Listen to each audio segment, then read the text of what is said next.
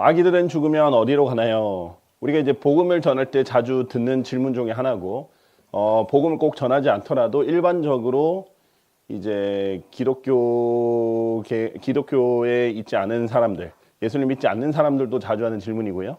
심지어 예수님 믿는 사람들도 자주 하는 질문입니다. 그래서 이 부분을 좀 정확하게 이해를 하면 복음을 전할 때도 굉장히 유의하고, 저희가 이제 복음 시리즈를 끝낸 지 얼마 안 됐기 때문에 이제 연결해서 보면은 더 좋을 것 같습니다. 그러면 우리 다음으로 넘어가겠습니다. 일단 아기들은 죽으면 어디로 가나요? 왜 이런 질문을 하게 되냐면요. 좀 축약된 형태이긴 하지만은 그렇게 복음을 전하는 사람도 있어요. 사실은 이제 사실 좀 풀로 전해야 되는데 너무 이제 단순하게 전하다 보니까 이제 좋게 말하면 단순하게 전하는 거고, 안 좋게 말하면 설명 없이 이제 프레이즈로 하다 보니까 오해하는 게 뭐냐면 예수 천국 불신 지옥이라는 프레이즈예요. 그것만 보면 마치 예수님 믿지 않으면은 하나님께서 다 예수님 믿지 않는다는 이유만으로 다 지옥에 보내는 좀 나쁜 분처럼 오해를 하곤 해요. 그걸 보면요. 왜냐하면 사실상 원래 우리 죄 때문에 지옥에 가야 되는 건데 예수님이 구원해 주시는 거거든요. 그래서 만약에 조금 더 그냥 순서만 바꾸자면 죄인 지옥, 예수 구원 이렇게 하면 조금 더 낫지 않을까 이런 생각은 있습니다. 순서가 그거니까요. 원래 지옥에 가야 될 죄인들을 예수님께서 구원해 주시는 건데, 마치 예수님 믿으면 천국 보내주지만 안 믿으면 내가 다 지옥에 보내겠다, 마치 이렇게 오해하는 사람들이 있어서 그래요. 어쨌든 간에 천국과 지옥으로 나뉜다, 이 부분은 뭐 교회를 다니는 사람이든 안 다니는 사람이든 기독교에 대해서 그렇게 생각하고 있습니다. 자, 그런데 왜 아기들은 어떻게 해야 되는가? 이 부분이 이제 사람들이 궁금하죠. 왜냐면 천국과 지옥밖에 없으면 아기들은 예수님 믿지도 않았는데 천국에 가겠는가? 아니면은 아기들은 뭐 그렇게 큰 죄를 짓지도 않았는데 지옥에 가겠는가? 이런 것들이 이제 의문이죠. 그래서 가톨릭은 성경에서 답을 찾은 게 아니라 자기들만의 어떤 교리를 만들어냈습니다. 아기들은 림보라는 곳에 간다라는 얘기를 했는데요. 자, 지금은 이거부터 먼저 볼게요. 세례를 받지 못한 채 죽은 유아들은 죄를 범하지는 않았으나 원죄에서는 벗어나지 못했다. 지금 딜레마에 빠진 거예요. 이들 스스로의 이제 논리 안에서 갇힌 겁니다. 죄를 범하진 않았는데 원죄는 있다. 그러니까 천국도 못 가고 지옥도 못 간다. 이 때문에 영혼은 천국이나 지옥 그 중간지대로 갈 수 있는 연옥, 어느 것도 아닌 림보에 영원히 머물게 된다. 연옥도 만들어낸 건데 림보까지 만들어냈죠. 그래서 아기들을 지옥 간다 그러면 아기들이 옛날에 얼마나 더 빨리 죽었습니까? 질병도 많았고. 그럼 부모들이 얼마나 상심하겠어요? 그리고 가톨릭에서 떠날 수도 있죠. 그러니까 어떻게든 붙잡아야 되는데 그 중에 하나가 유아세례고, 유아세례 이제 곧 얘기할 건데, 하나는 또한 림보라는 곳이에요. 그래서 지난 800년간 가톨릭의 중요 교리 중 하나로 계승되어 유아림보의 개념이다. 근데 심지어 이게 만들어진 지 그렇게 오래되지도 않았어요. 가톨릭 초반부터 만들어진 게 아니라 나중에 후반부에 대해서 약 한 1100년대에서 1200년대 이제 채택된 교리입니다. 자, 그렇게 이제 유아에 대해서 그만큼 사람들이 잘 모른다라는 거죠. 조금 이제 앞으로 다시 돌아가서요. 그래서 이 유아들에게 세례를 하는 거거든요. 그래서 세례 성사라고 합니다. 성사라는 말 자체가 구원의 필수 요소로 자리 잡는 것을 말해요. 자, 그래서 우리는 세례에 대한 개념 자체가 여기서 씻을 세라고 했죠.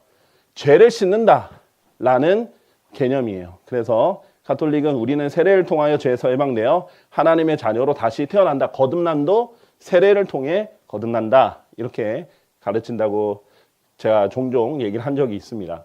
자, 그렇기 때문에 우리가 예수 그리스도의 피로서만이 죄가 깨끗이 씻겨져야 되는데, 세례는 물로 씻긴다. 그리고 말씀으로 다시 태어나는 성사다. 이렇게 얘기를 하기 때문에 이제 이들에게는 세례가 구원의 필수 요소가 돼버린 겁니다. 행위가 들어가 버린 거죠. 자, 어린이 세례, 유아 세례죠, 사실. 유아 세례인데 이제 번역을 요즘에 조금 다르게 했더라고요. 그래서 1250번에 보면요. 하느님 자녀들이 누리는 자유의 영역으로 옮겨가기 위해서 세례로 새로 나야 한다. 자, 유아들, 어린애들도 거듭나려면 세례로 다시 태어나야 된다. 그러므로 출생 후 가까운 시일에 아이에게 세례를 베풀지 않는다면 교회와 부모는 그 아이가 하나님의 자녀가 되는 무한한 은총을 받지 못하게 하는 것이 된다. 마치 엄청난 죄를 짓게 되는 것처럼 유아 세례를 빠른 시일 날 하지 않으면 이 사람이 하나님의 자녀를 못 되게 하는 거다. 엄청난 죄가 되는 거죠. 그래서 이 사람들이 이제 유아 세례가 마치 엄청 중요하잖아요. 아이가 태어나면 얼마나 소중하겠어요. 최대한 빨리 유아 세례를 받게 해야 되는데 이들 말로는 유아 세례를 세례를 줄 수 있는 집전자는 주교와 사제고 라틴 교에서는 이제 부제도 집전한다. 즉 다 가톨릭에 속한 사람들에게만 받아야 되는 거죠. 그래서 구원은 가톨릭 교회 안에만 있는 거예요. 그리고 어린아이부터 구원을 벌써 저당 잡혔고 구원을 시켜준 교회이기 때문에 충성을 다할 수밖에 없고 가톨릭 시스템 자체가 한 번 받은 구원은 영원하다가 아니라 잃어버릴 수 있기 때문에 매주 또 미사를 드려야 되고 매주 또 가톨릭 교회에서 죄를 고백하는 고해 성사를 또 해야 미사도 성사죠. 여기서 그런 것들을 해야 이 사람들이 구원이 계속 유지가 되는 거기 때문에 한마디로 유럽 전체가 가톨릭의 1000년 동안 지배하에 놓여 있었던 이유는 사실은 아직도 유럽의 많은 국가들이 가톨릭을 믿고 있는데 그런 이유는 이런 이제 노예 제도가 있었기 때문이다라고 생각하시면 되겠습니다. 자, 그만큼 아기들에 대해서 교리가 민감했다라는 거죠. 사실 유아 세례를 거부했다는 이유만으로 수많은 침례 교도들이 죽은 것입니다.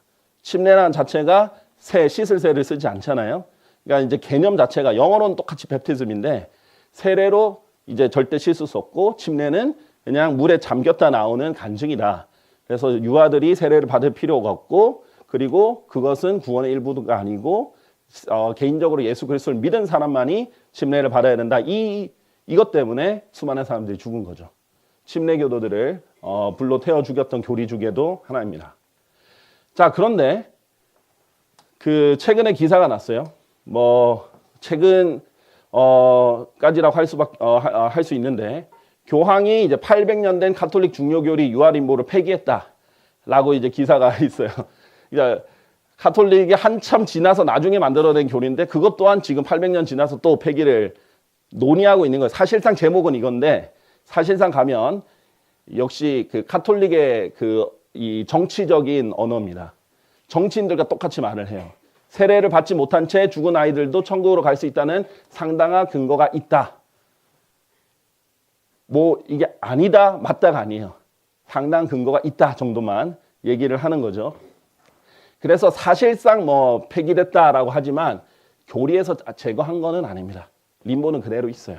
사실상 이런 말을 교황이 하는 것 또한 그 효력이 있거든요. 그러니까 교황이 이 정도 얘기했으니까 림보를 강하게 주장을 못하게 된 것뿐인 거죠. 그러니까 이들도 계속 왔다 갔다 하는 겁니다. 자, 그래서 이 유아 세례는 뿌리가 깊죠. 우리나라 감리교뿐만 아니라 전 세계 감리교도 유아 세례를 집전하고요. 그다음에 대한예수교 장로회도 다 유아 세례를 합니다. 해야 될 이유가 없는데 하는 거죠. 이게 죄를 씻는 게 아닌데도 하는 거고 유아들이 예수님을 고백한 것도 아닌데 하는 거예요. 그거는 가톨릭의 때가 그대로 있기 때문입니다.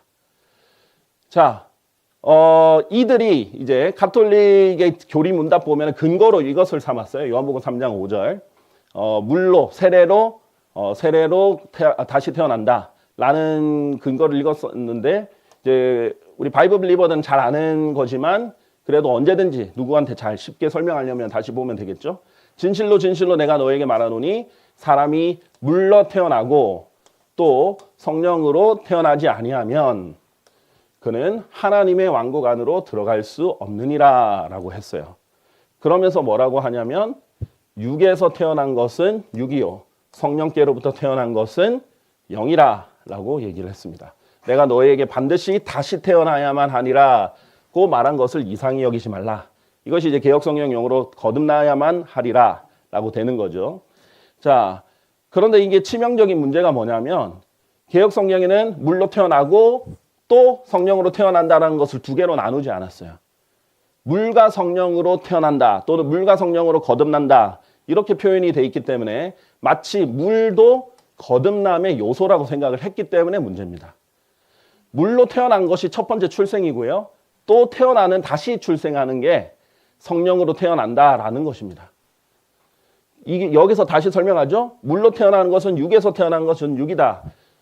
다 모든 인간은 물에서 태어나죠. 다 양수의 어머니 양수에서 태어납니다.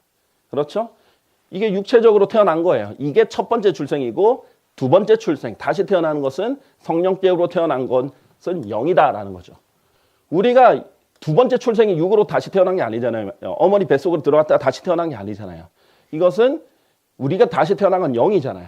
그러니까 성령께로부터 태어난 것이 영이고 성령으로 태어나는 것이 거듭남이고 다시 태어나는 거예요.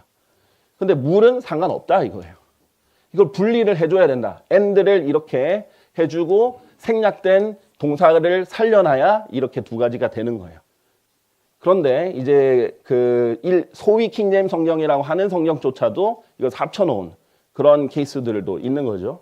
자, 그래서 이것을 나눠야 정확하게 된다라는 것이고요. 하나님이 우리가 따로 개인적인 사사로운 해석할 필요 없이 예수님이 바로 다음 절에 설명을 해놨기 때문에 어려운 것이 없다. 있는 그대로 보면 된다는 거예요. 근데 이 구절만 그런 게 아니에요. 그러면 다시 태어나려면 조건이 뭐예요? 성령으로 태어나려면, 거듭나려면 조건이 뭡니까? 그러나 그분께서는 그분을 받아들인 자들, 예수 그리스도를 받아들인 자들이죠. 에게 다 하나님의 아들들이 되는 권능을 주셨으니. 하나님 자녀가 어떻게 되죠? 세례를 받아서, 아니죠. 예수 그리스도를 받아들인 자들, 곧 그분의 이름을 믿는 자들에게니라. 여기에서 세례라는 언급도 없고 물이라는 언급도 없어요. 심지어 요한복음 3장조차 이 물이 세례라고 한 적이 없습니다. 그냥 육체에서 태어날 때 물에서 태어나기 때문에 물이 된 거예요. 그냥 H2O예요. 이게 세례라는 말이 아닙니다. 그렇죠? 요한복음 3장에는 심지어는 세례라는 말이 등장하지 않아요. 그러니까 뭐예요? 항상 잘못된 해석은 첨가나 삭제가 이루어지는 거예요. 성경이 온전해도 첨가나 삭제를 해서 해석하기 때문이에요. 한 번도 물 침례로, 물 세례로 태어난다고 하지 않았어요. 그냥 물로. 그렇죠? 그런데 물만 보면 세례를 갖다 붙이는 교리를 만드는 게 이제 가톨릭이고, 그것을 이어받은 교리들이 이제 뭐 그리스도의 교회라든지 아니면 이제 일부 개신교도들이 그것을 이어받은 거죠. 자, 그래서 어떻게 지금 그분의 이름을 믿는 자들은 결과적으로 어떻게 되냐? 하나님의 아들들이 되니까. 하나님의 아들들이 된다는 거는 하나님의 자녀로 다시 태어났다는 거예요. 혈통으로 태어난 것도 아니고, 그렇죠. 육체적으로 태어난 게 아니니까 육체적인 피로 태어난 것도 아니고 육신의 뜻에서 태어난 것도 아니며 사람의 뜻에서 태어난 것도 아니니 오직 하나님께로부터 태어났느니라. 이게 거듭남이에요. 조건이 뭐예요? 예수님 믿는 거예요. 예수를 믿으면 다시 태어난다는 겁니다. 하나님께부터, 성령으로부터 태어난다라는 거죠. 그래서 예수님은 독생자, 유일하게 육체적으로 하나님께서 낳으신 아들이고요. 우리는 영으로, 영적으로 다시 태어난 아들들이죠. 그래서 우리가 하나님의 자녀가 되는 조건을 요한복음 1장 12절 13절 유명한 구절도 잘 설명하고요. 그 외에도 우리가 교리를 확립할 때는 아주 명확하고 직접적으로 관련이 있는 확실한 적어도 두세 구절 이상이 딱 정확하게 증거했을 때, 그리고 다른 것들과 상충되지 않을 때 우리가 교리를 정립하잖아요. 다른 것들도 보죠.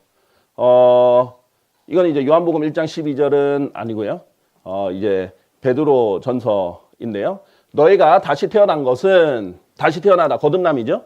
썩을 수 있는 씨에서 난 것이 아니요 썩을 수 없는 씨에서 난 것이다. 어떻게 다시 태어났느냐? 썩을 수 없는 씨에서 난 것이다.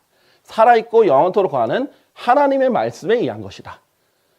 그런데 이제 우리 육체와 대조를 하죠. 왜냐하면 하나님의 말씀은 영적인 말씀이죠. 예수 그리스도는 내가 하는 말은 영이요 생명이라 하셨는데 육체와 비교합니다. 육체는 풀과 같고 사람의 모든 영광은 풀의 꽃과 같기 때문이라. 풀은 시들고 풀의 꽃은 떨어져 버리지만 주의 말씀은 영원토록 지속되느니라. 이것이 복음에 의하여 너에게 선포된 말씀이라.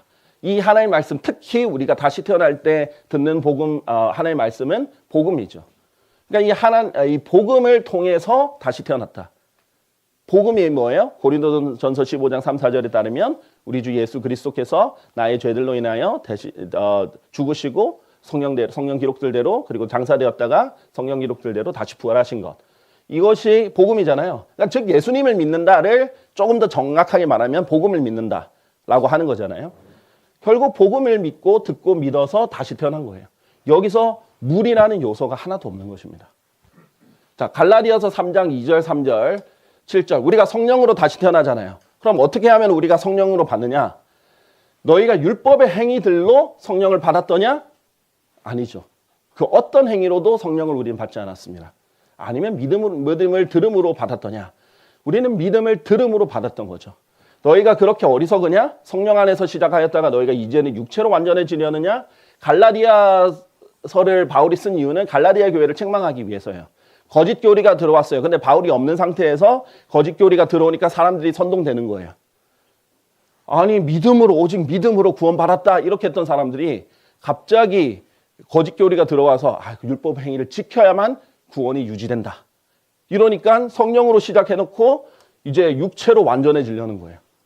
자기가 막 율법 행위들을 지켜서 특히 할례를, 육체의 할례를 받아서 구원을 유지하려는 모습이 얼마나 모순적이에요. 믿음으로 값없이 영적으로 더 고귀한 출생을 했는데 자꾸 육체적인 것을 국한을 하려는 거, 완전해지려고 하는 거 모습을 보고 책망하는 겁니다. 그러므로 너희는 믿음에 속한 자들이다. 바로 그들이 아브라함의 후손들임을 알라. 자, 우리가 믿음으로, 율법의 행위가 아니라 믿음을 들음으로 받았는데, 성령님을.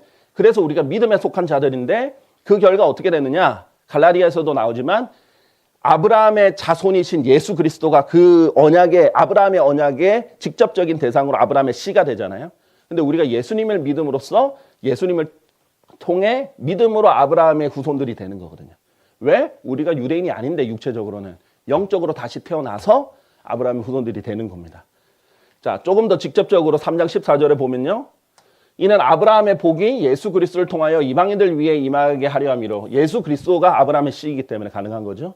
우리로 하여금 믿음을 통하여 어떻게 성령의 약속을 받죠? 믿음을 통하여 성령의 약속을 받게 하려 합니다. 우리가 어떻게 성령을 받죠? 믿음을 통해서. 세례도 아니고 행위도 아니고 믿음을 통해서 성령을 받고 다시 태어나는 거예요. 성령으로 다시 태어나려면. 우리 성령이 없는 사람이잖아요. 그러니까 이것이 은사주의자들에게 설명하기에도 아주 중요한 구절인 거예요. 은사주의자는 자꾸 성령을 달라, 성령을 달라, 성령을 받아라. 성령을 받으면 마치 갑자기 사람이 막 초자연적으로 변해가지고 뭐 이렇게 하는 것 같이 생각하는데 예수 그리스도를 믿으면 성령의 약속을 그냥 받는 거예요. 성령님이 영원히 내주하시는 겁니다. 자, 로마서 5장 13절, 그래서 여기까지가 우리가 믿음으로 다시 태어나는 거지. 예수 그리스도를 믿음으로 거듭나는 거지. 어떤 물이나 세례나 행위가 필요한 것이 아니다라는 것을 가톨릭 교리 때문에 또 그것에 영향받은 개신교 교리 때문에 설명했다면 이제부터 이제 아기들은 죽으면 어디로 가는지에 대한 성경적인 답변을 위해서 들어가도록 하겠습니다. 자, 하나님의 전제 조건이 있습니다. 로마서 5장 13절에 율법이 없을 때는 죄가 전가되지 아니하였느니라. 이것이 하나님의 원칙입니다. 로마서에서 이제 법률을 많이 다루죠. 로마서는. 그래서 법적인 것을 다루는데 법이 없으면 범죄도 없는 거예요. 쉽죠? 우리나라에서 제가 필리핀 갔다 왔더니 추가된 교통법이 있었어요. 우회전 할 때 그 보행 신호가 있으면 사람이 건너든 안 건너든 일단 무조건 다 기다렸다가 건너야 된다. 예전엔 사람 없으면 우회전해도 교통 위반이 아니었거든요. 그런데 지금은 사람이 없어도 뭐 기다려야 된다고 하더라고요. 제가 요즘 운전을 안 해서 잘 모르겠는데 맞나요? 맞죠? 자, 그러면 법이 새로 생긴 거잖아요. 그럼 그 전에는 우회전을 파란불이어도 보행신호 파란불이어도 우회전을 하면 사람이 없을 때 우회전을 하면 처벌이 안 됩니다. 그거는 범죄가 아니에요. 범법이 아니에요. 왜냐하면 법이 없었으니까. 상식적이죠? 법이 없는데 법을 어겼다라고 할 수는 없잖아요. 그렇죠? 마찬가지입니다. 율법이 없을 때는 죄가 전가되지 않는다. 자, 예를 들면 안식일을 지켜라는 율법이 제정된 것은 출애굽기에 10계명이 만들어질 때입니다. 하나님은 창세기 때 그냥 일곱째 날에 혼자 쉬셨던 것뿐이에요. 그런데 율법이 만들어졌을 때는 그걸 모토로 만들어진 것뿐입니다. 안식일이 창세기 때 만들어진 경우는 없어요. 왜냐하면 창세기 전체를 봐도 안식일이라는 용어가 나오지 않아요. 자, 아담이 일주일 내내 그냥 그 동산에 돌아다녔겠죠. 일주일만 돌아다녔겠습니까? 자, 안식일에 뭘 했다고 해서 하나님께서 처벌하셨겠어요? 안 하셨다는 거예요. 자, 노아가 방주를 지을 때 토요일을 쉬었을까요? 몰라셨을 수도 있겠죠. 개인적으로 씻는 날도 있긴 하겠지만 뭐 안식일처럼 무조건 난 절대 뭐 망치도 못도 들면 안 돼. 이렇게는 안 했을 거 아니에요. 그때는 죄가 전가되지 않는 거예요. 자, 마찬가지입니다. 조금 더 직접적으로 아담에게 지을 수 있는 유일한 죄는 하나님께서 먹지 말라 한 그것만 안 먹으면 됐어요. 아담은 심지어는 희생제물을 드릴 필요도 없었어요. 죄가 없었으니까. 아담에게 다른 의무도 없었어요. 그것만 지키면 됐어요. 그게 아담이 아는 법이었어요. 그런데 그걸 어기면 죄가 전가됩니다. 근데 그 외에 법이 없었기 때문에 아담도 이브도 그 전에 죄를 지었지만 죄가 전가되지 않았습니다. 특히 이브, 창세기 3장 하나님의 말씀을 왜곡하죠. 근데 이브는 너무 순진하고 모르는 상태예요. 그걸 죄로 여기지 않으셨다라는 겁니다. 자, 그렇기 때문에 이 원리를 잘 기억을 해두시면 돼요. 자, 예를 들면 사형이 처음 생긴 건 창세기 9장부터죠. 노아의 홍수 이전부터입니다. 그런데 카인이 자기 아우 아벨을 죽였을 때 보세요. 모세 율법에 있어서는 사람을 죽인 자는 무조건 사형인 게 이스라엘 율법입니다. 그런데 카인은 아벨을 죽였는데도 하나님이 살려주셨어요. 오히려 표까지 주셔서 아무도 못 죽이게 하셨습니다. 하나님이 스스로 모순되느냐? 아니죠. 시대와 대상에 따라 다른 것뿐입니다. 그때는 아직 그 사형법을 주지 않으셨어요. 그러니까 카인은 죽지 않는 거예요. 하나님이 오히려 죽지 않게 해주셨어요. 노아의 홍수 이후에는 너무 사람들이 악랄해지고 너무 폭력적이어지니까 강제적인 통제기구를 정부를 허락하시면서 사형제도를 했던 것뿐이죠. 자, 율법이 없을 때는 죄가 전가되지 않습니다. 자, 심지어 그게 죄라고 할지라도 모르기 때문에 죄로 인정되지 않아요. 자, 로마서 4장 15절. 그래서 율법이 없는 곳에는 불법도 전혀 없기 때문이다. 자, 그러면 율법을 전혀 모르면, 하나님의 법을 전혀 모르면 거기에 대한 불법도 하나님께서 책임을 지지 않는다라는 것이 하나님의 기준입니다. 선과 악의 지식입니다, 결국. 자, 그래서 하나님께서 선과 악의 지식의 열매를 먹지 말라는 거예요. 선악과를 먹지 말라고 했던 거예요. 먹는 순간 수많은 지식들이 생기는 거예요. 수많은 책임들이 생깁니다. 알고 잘못된 것을 알고 지으면 그것은 그 사람 책임이에요. 근데 어린아이는 아직 이 선악의 지식이 형성이 되지 않았기 때문에 하나님께서 그 죄에 있어서 판단하지 않는다는 거예요. 예를 들면 아주 이렇게 기어가는 갓난애기도요. 엄마가 땅에 있는 거 주워 먹지 말라 하면 알아들어요. 말은 아직 못하는 애도 지금 주워 먹으면 엄마가 혼낸다는 거 알고 하지 말라고 한 것도 알아요. 그래서 엄마가 안 볼 때 주워 먹습니다. 엄마가 보면 뒤에 숨깁니다. 안 돼, 안 돼. 근데 얘가 개념이 아직 없는 거예요. 개념이 없는 거예요. 그런 죄의 본성은 있어요. 숨기고 싶고 하지 말라는 하고 싶고 이런 게 아는데 아직 정확한 분별력이 없습니다. 이게 죄라는 개념이 아직 없어요. 그런 상태라고 보시면 되겠습니다. 자, 그렇기 때문에 로마서 3장 20절에 보면 율법의 행실들로는 그분의 목전에서 정당함을 입증받을 육체가 전혀 없느니라.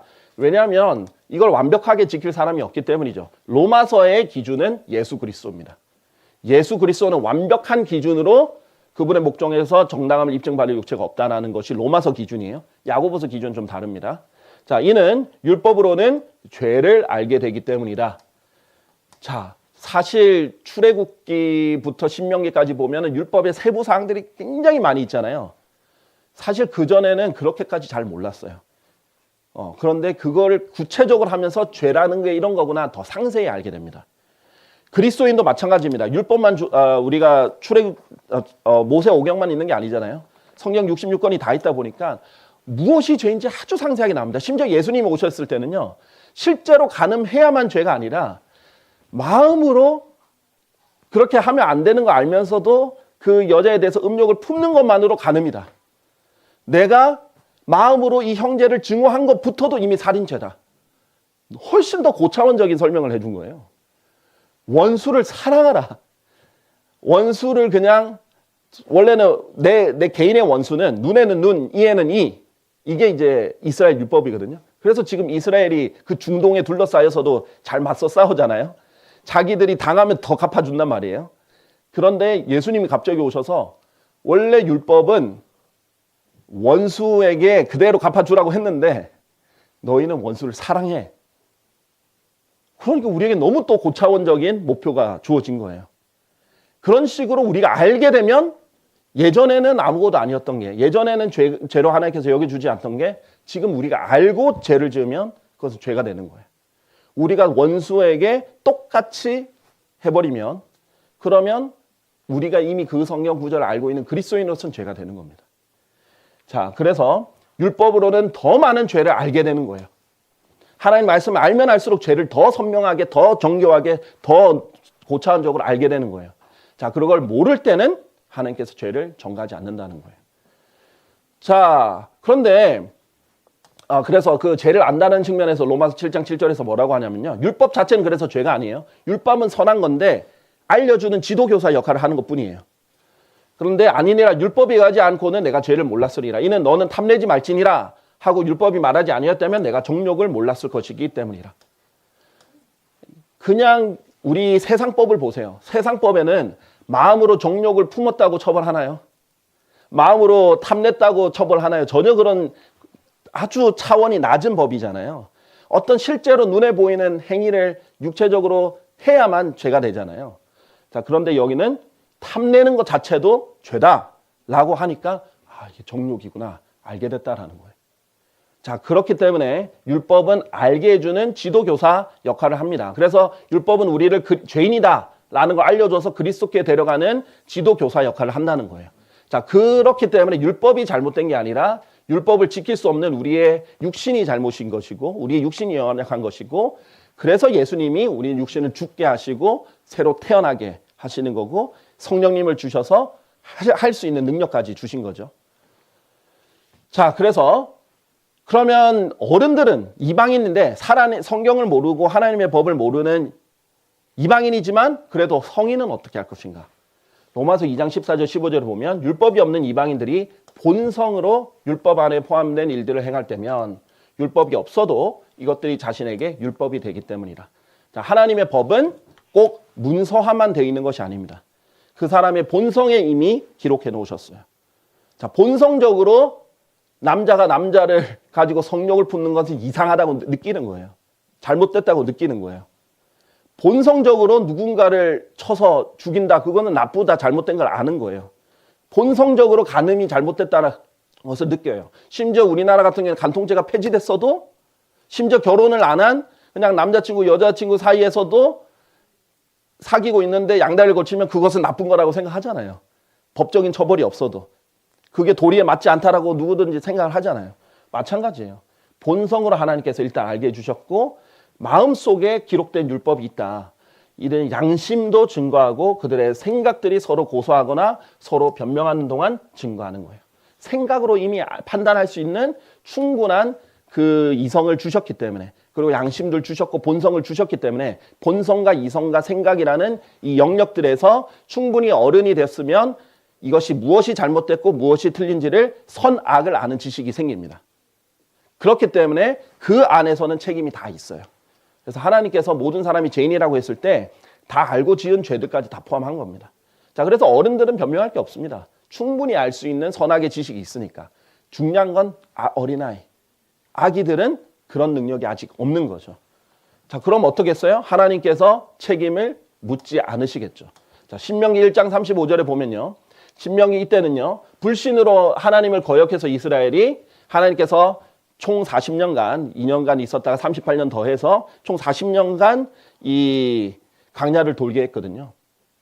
그 광야를 돌게 했을 때, 돌게 하실 때 하나님께서 그 세대에게 책망하신 거예요. 이 악한 세대에 속한 이 사람들 중에서는 내가 너희 조상들에게 주기를 맹세했던 그 좋은 지역을 볼 자가 결탄코 한 명도 없으리라. 불신했으니까 카데스 바네아에서 불신을 했고 하나님을 거역했기 때문에 이 세대는 다 못 들어간다 라고 얘기를 했어요. 그런데 그러면은 이스라엘 사람들 다 전멸돼야 되잖아요. 그런데 너희가 먹이가 될 것이라고 말했던 이 사람들이 안 들어갔던 변명 중에 하나가 뭐냐, 우리 어린애들이 저 거인들의 밥이 될 거야. 그랬는데 사실 알고 봤더니 하나님께서 그것을 역으로 뒤집어서 너희가 먹이가 될 거라고 말했던 너희의 어린 것들과 아직 어린 애들이 있었죠. 성인은 책임을 져야 돼요. 그래서 거기에 동조하지 않았던 칼렙과 여호수아는 들어갔습니다. 그 외에 모든 사람들은, 모든 어른들은, 심지어 모세까지도 요르단 동편에서 죽었죠. 모든 사람 다 죽습니다. 누굴 빼고? 미성년자들, 일단 어린 것들, 또 그날의 선악간의 지식이 없던 너희의 자녀들을, 그들은 거기로 들어가리니 하나님께서 심판에서 면제해 주신 거예요. 아직 그 분별력이 없었던 애들은 들어간다. 내가 그들에게 그곳을 주겠으며 그들은 그곳을 소유하리라. 어리고 선악간의 지식이 없었던 사람들을 하나님께서 면제해 주신 거예요. 심판을 면제해 주신 겁니다. 이것이 하나님의 속성이라는 거예요. 하나님은 공정한 심판자인데 하나님의 법을 스스로 어기지 않으신다는 거예요. 우리가 봐도 불합리하면 안 되겠죠. 그래서 우리도 요즘은 촉법소년 하면은 논란의 여지가 많죠. 왜냐하면 예전에 우리 80년대, 7, 80년대에는 촉법소년 나이 때 굉장히 순진했어요. 그래도 잘못을 해도 아직 어렸어요. 요즘 세대는 점점 어리면, 죄들을 짓는 나이가 점점 더 어려지죠. 점점 더 영악해지죠. 근데 성경에서도 그 차이가 보입니다. 보세요. 민수기 14장 29절에 보면 너희의 사체들이 이 광야 가운데 쓰러지리라. 그런즉 너희 중에서 20세 이상으로 너희의 전체 수에 따라 계수된 모든 자들, 곧 나를 대적하여 불평한 자들이 쓰러지리니. 즉 20살 이상은 다 쓰러졌다. 다 광야에서 죽었다라는 거예요. 그러니까 10대까지는 하나님께서 면제해 주셨다는 겁니다. 20대부터 하나님께서 다 쓰러지겠다. 우리 지금 우리나라 19살이면 굉장히 많은 것을 알고 굉장히 죄도 많이 알고 책임도 많이 져야 될 나이죠. 그런데 이때는 그랬다는 거예요. 그 차이가 뭐냐? 이렇게 보시면 되겠습니다. 40년과 광야에서 자랐을 거 아니에요. 광야에서 자란 10대랑 현대하던 도시에서 자란 10대가 이렇게 다르다는 겁니다. 지금은 심지어 유치원생들도 죄를 너무 쉽게 배우고 접근을 해요. 초등학생들은 말할 것도 없고요. 중학생, 고등학생은 더 말할 것이 없죠. 그러니까 상식적으로 생각해도 예전에는 당연했던 촉법 소년에 대한 보호 법률이 지금은 너무 그것을 악용해서 더 악랄한 죄들을 지으니까 안 믿는 사람들 정서에도 봐도 이거는 더 연령을 낮추든지 폐지가 돼야 된다라고 생각하는 거예요. 왜냐하면 더 영악해졌으니까. 더 어릴 때부터 죄를 짓고 더 많은 것을 알고 있으니까. 지금은 앉아서 거의 세상의 모든 일어나는 일들을 거의 다 보잖아요. 죄도 악도 흡수를 하잖아요. 그리고 도시화가 되고 사람들이 많으니까 죄가 더 빨리 전파가 되죠. 광야에서 와이파이도 없고 인터넷도 없고 광야에서 율법도 엄격하고 하나님 경배하고 그러는 나라에서 얼마나 더 알겠어요? 예전에 제가 들었을 때 저희 할아버지 세대 때는요. 한 12살 된 애도 벌거벗고 돌아다니고 막 그랬대요. 막 뛰어다니고 그랬던 애도 있다고 그러더라고요. 그만큼 아직 그런 거에 대한 관념이 좀 훨씬 덜했다라는 거죠. 그런 10대랑 이제 10대가 다르겠죠. 그러니까 기준은 나이가 아니라 기준은 선과 악을 충분히 분별할 수 있는 나이냐 아니냐, 그것이 더 중요하다는 겁니다. 창세기 2장 25절에 보면 그리고 그 남자와 그의 아내가 둘 다 벌거벗었으나 그들은 부끄러워하지 않았더라. 죄를 짓기 전에는 벌거벗은 걸 부끄러워하지 않았죠. 근데 죄를 짓고 나서 어떻게 했어요? 아담이 제가 동산에서 당신의 음성을 듣고는 제가 벌거벗은 까닭에 제가 무서웠나이다. 그래야 제가 저의 몸을 숨겼나이다. 벌거벗었는데 무서웠고 가려야 되겠고 부끄럽고 창피하고 이런 것들 이미 선과 악을 분별할 수 있는 나이가 되었기 때문입니다. 자, 그래서 이것만이 유일한 기준은 아니겠지만 여러 기준상 선악을 정확하게 분별해서 이것이 하나님 앞에 죄라는 것을 알고 또 자기가 벌거벗은 것도 부끄럽다는 것도 알고 등등 확실히 이 성경적인 죄의 관념을 이해를 한다면 책임이 이제 있는 거예요. 그렇지 않는다면 하나님께서 그 사람들에게는 지옥이란 형벌을 내릴 분이 아니라는 겁니다. 하나님은 그만큼 의롭고 공의로우시다는 것입니다. 그래서 다니엘서 12장 4절에 보면요. 마지막 날들의 특징이 있습니다. 그 끝이 오는 때, 너는 그 끝이 오는 때까지 이르기까지 그 말들을 닫고 그 책을 봉인하라. 많은 이들이, 그 끝의 특징이 뭐냐면 많은 이들이 이리저리 달릴 것이요 지식이 증가하리라. 지금 우리 사람들 엄청 빨리 다니고 있죠. 예, 차, 기차, 비행기 등등뿐만 아니라 이리저리 엄청 다니고 거리가 이제 사실 우리 1시간 이내로 다 갈 수 있는 거리가 굉장히 축소됐죠. 심지어는 해외도 몇 시간이면 왔다 갔다 할 수 있는 그런 데가 됐고 지식은 아주 많이 증가했단 말이죠. 그렇기 때문에 선악에 대한 지식도 굉장히 많이 증가해서 더 많은 연령대들이 더 빠르게 알게 되게 될 겁니다. 자, 그래서 이 다윗의 예를 보고 우리가 이제 마무리를 하려고 하는데요. 주께서 우리아의 아내가 다윗에게 낳아준 아이를 내리치셨으니 왜 그러냐? 간음을 통해서 일단은 발생이 돼서 임신을 했던 아이잖아요. 그래서 하나님께서 이 아이는 살려둘 수 없다. 왜? 다윗의 언약을 받은 사람이에요. 다윗은. 다윗의 씨가 중요한데 다윗의 씨가 간음으로 더럽혀졌어요. 이 아이가 우리아의 아이인지 다윗의 아이인지 어떻게 알아요? DNA 테스트도 없는데 사람들이 더 논란의 여지가 있겠죠. 예수님이 태어났는데 야, 너 사실 우리아의 아이잖아. 이런 식으로 고소할 수도 있겠죠. 자, 그래서 살려줄 수 없다. 그럼 하나님이 뭐 잘못된 것인가? 그 아이는 어떻게 될 것인가? 잘 보세요. 그래서 하나님께 간청했어요. 아이 제발 살려달라고. 그런데 결국은 죽었습니다. 그랬더니 다시 일어나서 밥도 먹고 경배도 합니다. 그 다음에 빵도 차려서 먹습니다. 그래서 종들이 물어요. 왜 아이가 살아있을 때는 그렇게 막 슬퍼하고 하더니 아이가 오히려 죽었더니 오히려 다시 밥도 먹고 경배도 하고 다시 씻고 그렇게 하십니까? 그랬더니 이렇게 매우 실용적으로 대답을 한 거죠. 아이가 아직 살아있는 동안에 내가 금식하고 울었노라. 이는 내가 말하기를 하나님께서 나에게 은혜를 베푸시 아이를 살게 하실지 누가 말할 수 있겠는가. 하나님께서 확실히 말한 건 아니면 은혜를 아직 베풀 여지가 있는 거죠. 그러나 지금은 그가 죽었도다. 어찌 내가 금식해야겠느냐. 이미 죽었으면 소용이 없는 거예요. 그러니까 가톨릭 교리가 여기서 다시 한번 문제가 되는 거죠. 죽은 자들을 위한 기도는 없습니다. 죽은 자들을 위해서 기도해서 그 사람이 뭐 다시 지옥에서 천국으로 가든 그런 건 없습니다. 그리고 어찌 내가 그를 다시 원래대로 데릴 수 있겠느냐? 불가능해요. 그렇게 하나님 허락 안 하십니다. 나는 그에게로 갈 것이나 그는 나에게로 데려오지 못하리라. 이렇게 말했어요. 여기서 다윗이 나는 그에게로 갈 것이다. 갈 수 있다가 아니라 갈 것이다. 라고 했죠. 다윗은 구원받은 성도로서 구약에는 낙원이라는 곳에 갔단 말이죠. 지금도 이제 낙원에 가는데 위치가 다를 뿐이죠. 구원받은 사람들이 가는 낙원에 그 아이가 있음을 암시하는 이제 이렇게 지적해주는 장면입니다. 그래서 하나님께서 그 어린아이를 이렇게 데려가신 게 숨을 거두신 게 아이 입장에서 나쁜 게 결코 아니에요. 오히려 더 죄를 안 질 수도 있고 아이는 바로 안식할 수도 있는 것이고 그렇기 때문에 사실 하나님이 어떤 분인지를 아는 부모는 얼마나 사실 마음의 위로가 되겠어요. 하나님을 모르는 부모는 얼마나 가슴 아프겠습니까? 아이가 이른 나이에 죽었다면. 네, 그래서 오히려 이 악한 세상에 있지 않아서 감사합니다. 이런 기도도 할 수 있겠죠. 허드슨 테일러 같이 그런 기도도 나올 수 있겠습니다. 자, 결론적으로 이렇게 말하겠습니다. 마가복음 10장 14절에 보면요. 예수님께서 계실 때 어린아이들이 막 왔어요. 그럴 때 제자들이 막았단 말이죠. 오지 말라고.